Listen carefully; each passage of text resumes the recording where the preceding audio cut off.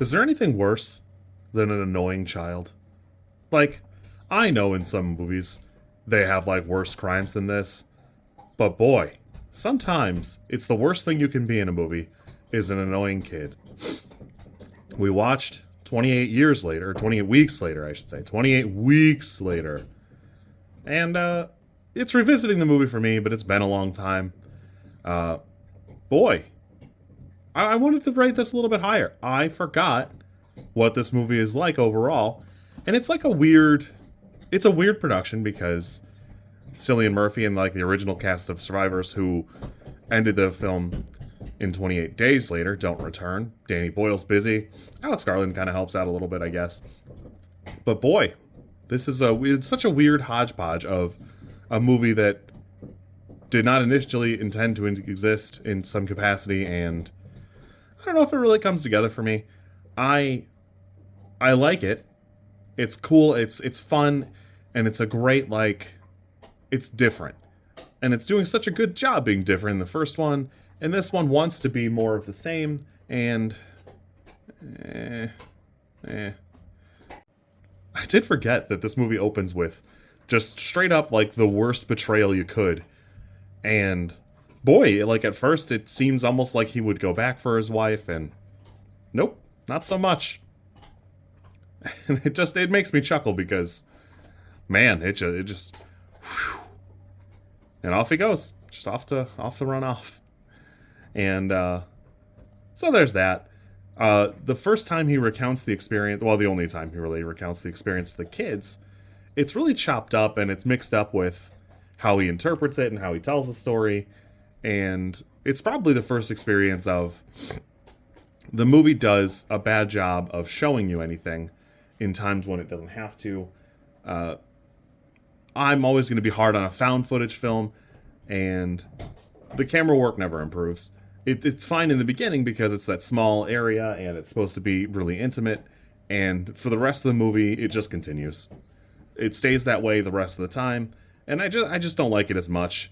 It's barely excusable for me in 28 Days Later. It's such a smaller production and it's so old, but even as old as that movie is, it looks way older. And you can say it's a stylistic choice all you want, but it doesn't make it okay or good. The first 28 Days Later feels like it takes a long time to get from point A, when Cillian Murphy wakes up, to later on. That, you know, it's clear that the core cast romps around quite a while in, you know, the taxi and supermarkets, stuff like that, driving around, camping out, that type of thing. Where this one, I think it takes like 28 hours to get to the kids arrive, some stuff happens, everyone else is dead. And it's good, but it's tragic. And, you know, you'll never forget that Jeremy Renner burning alive scene, or the way Rose gets absolutely demolished by the dad zombie, who, by the way, is either teleporting or is the world's most motivated monster in the history of cinema.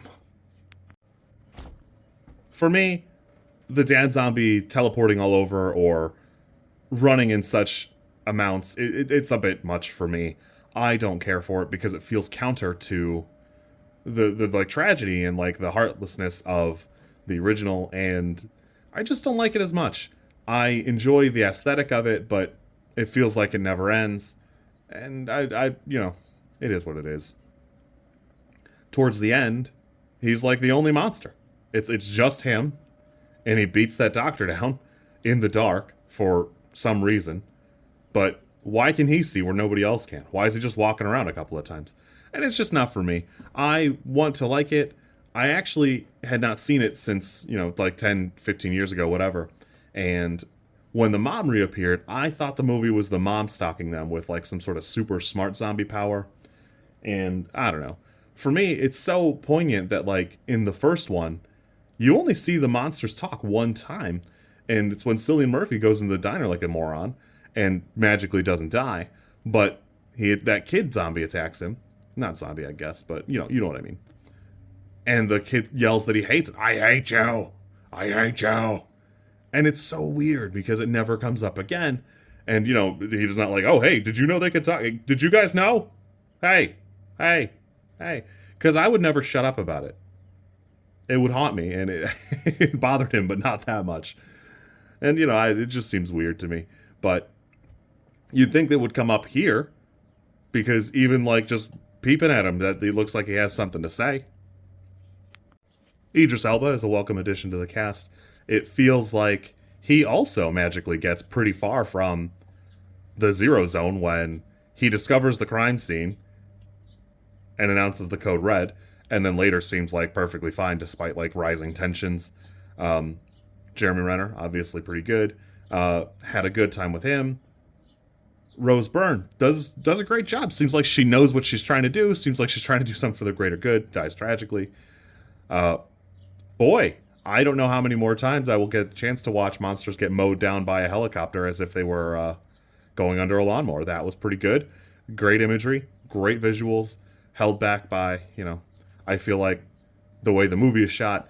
You can kind of see it in like all of the action scenes, but almost strangely, go rewatch the climax when the kids encounter the dad and they kill the dad. And then later, like 2 minutes later, they arrive in the stadium. The difference is so great that the saturation is turned all the way up, and the girl's hair looks completely different. It looks like she dyed her hair in the sewer, which is really odd. Overall, I still enjoy this movie, but it's definitely one that, like, I don't feel like I would have missed anything skipping it, other than I'm going to watch 28 years later here shortly, and I just wanted to have it all kind of fresh in my mind. We'll see. I hope it's good. I enjoyed this. This one was like it's probably a 6 to me. It could almost be a 5. It's got like a great setup, and it does a good job being something different, like just a chapter in what else is going on and why it didn't work, and like a little cute history lesson. But it just needed a little bit more polish for me. I don't like the found footage jerky cam or like the constant cuts, but I understand it's just part of the beast. So hopefully we go on. I'm excited to see chapter 3, as it were. I think it's be good. If you like this content, I'm supposed to ask you to like, comment, and subscribe. I think I think like is here, and comment is probably down there, and subscribe over there somewhere too, I think. I don't know how many times this like snippet is gonna make it into a video. Everybody says you should do it this way, and I always thought it was just like an annoying thing other YouTubers did. And as you know, I am bad at editing, so if you like it, great, I'm happy for you. If you don't like it, I'm sorry.